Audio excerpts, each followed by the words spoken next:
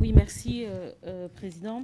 Alors, je suis ravie que M. Loga ait abordé cette question parce qu'on l'a sur d'autres produits. Et tout à l'heure, avant que j'arrive, un jeune Martiniquais d'Île-de-France me faisait remarquer qu'il paye 4 floupes dans des petits supermarchés d'origine asiatique en Île-de-France, moins cher que ce qu'il ne les paye ici. Et pourtant, il y a marqué fait en Martinique.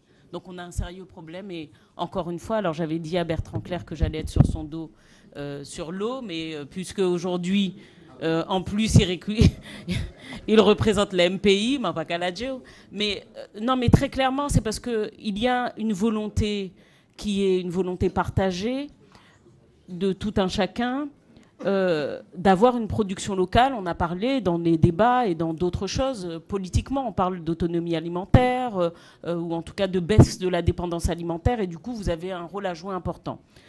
Il n'est pas là obligatoirement, d'ailleurs, Président. Alors, il y a deux choses, moi, qui m'interpellent. C'est donc cette baisse d'octroi de mer sur 54 familles de produits, dont moi, j'aurais aimé avoir la communication. Et il n'est pas indiqué dans la deuxième partie le nombre de familles de produits qui seront en revanche surcompensées pour compenser les zéros. Et il faut que ça apparaisse ici. Parce que justement, puisqu'on ne veut pas ouvrir le débat sur le reste du champ de la cherté de la vie, la question est de savoir, par contre, sur quel type de produit de consommation la compensation va apparaître. Et du coup, on va devoir discuter.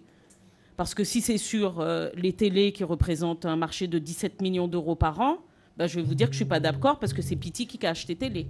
Si vous me dites que c'est sur un marché d'automobile qui, en revanche, fait 400 millions d'euros par an en Martinique, je vous dis, OK, mais sur quelle voiture on le fait?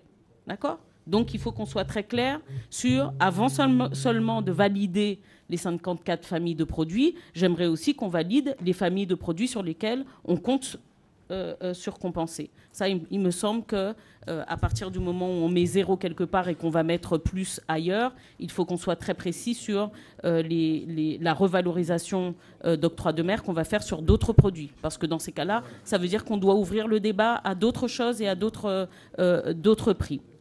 Et puis, je l'ai redit, mais je pense que on est dans un protocole d'objectifs et de moyens. Et de fait, puisque ça a été repris, j'en suis très heureuse.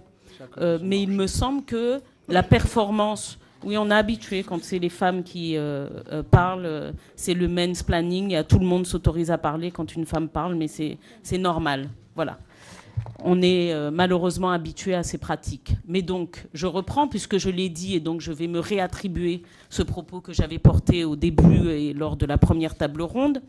Nous avons un besoin, en effet, d'efficacité de l'industrie locale, et je crois que les conditions, peut-être, à préciser, seront aussi les conditions de performance. Alors, on a parlé tout à l'heure, le président a parlé du taux d'intervention, de ce que la part de marché que ça pouvait représenter. Mais c'est vrai que quand la part est importante, ce qui est le cas de l'eau, il faut que l'effort de l'industriel soit significatif sur sa capacité à baisser les prix en Martinique.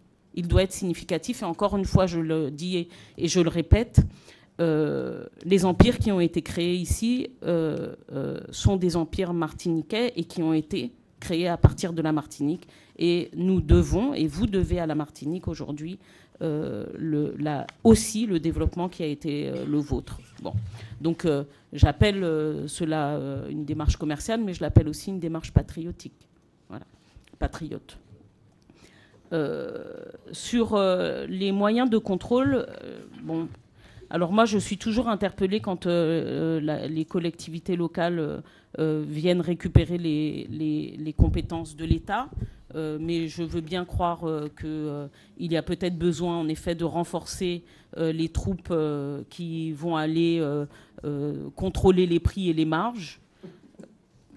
je m'interroge néanmoins sur cet aspect des choses et sur le périmètre qui pourrait être celui du renforcement de la transparence par le fait que ce soit la collectivité et ses moyens, donc les Martiniquais, qui viennent pallier les défaillances de l'État parfois sur sa capacité à mettre en œuvre des moyens de contrôle.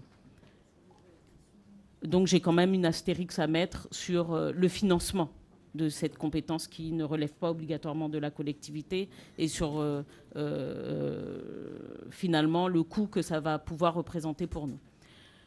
Sur la contribution à la baisse des frais d'approche, Président, certains ont, et chacune et chacun, certains ont appelé du coup à une sorte de continuité territoriale. Moi j'aimerais du coup qu'on soit très précis parce qu'il nous s'agira pour nous parlementaires d'être très précis aussi sur notre demande. C'est quoi la contribution et le montant? Alors, Monsieur Reich, on vous a laissé un peu tranquille, un peu trop longtemps à mon goût. C'est moi qui passe la parole. Hein, non, j'ai dit on vous a laissé tranquille un peu trop longtemps à mon goût. Je ne crois pas avoir passé la parole à qui que ce soit, Président. Oui. Ah bon? Non, bah faut m'écouter avec attention et vous verrez que ce n'est pas ce que j'ai fait. J'ai dit qu'on vous a laissé tranquille un peu trop longtemps. Et donc là, je vais parler de la CMA-CGM. Là, je vais parler de la CMA. Mais vous me coupez ce que vous ne faites pas aux autres, Monsieur le Président. Donc j'apprécierais que vous ne le fassiez pas. Voilà, j'apprécierais. J'apprécierais que vous ne m'interrompiez pas. Allez-y, continuez et puis concluez. Voilà. Alors, Monsieur Reich, on vous a laissé un peu longtemps tranquille, mais c'est vrai qu'il y a d'indiquer que vous contribuerez au fonds de compensation. Il est évident qu'il sera intéressant pour nous de savoir à quelle hauteur la CMA-CGM s'engage à contribuer à ce fameux fonds de compensation. Et est-ce que nous devons, nous, en tant que parlementaires, partir à la bataille d'un fonds de compensation ou d'une continuité territoriale à l'image, à l'instar de ce qui se fait en Corse? Et dans ces cas-là, on ne parle pas du tout de la même chose. Merci beaucoup.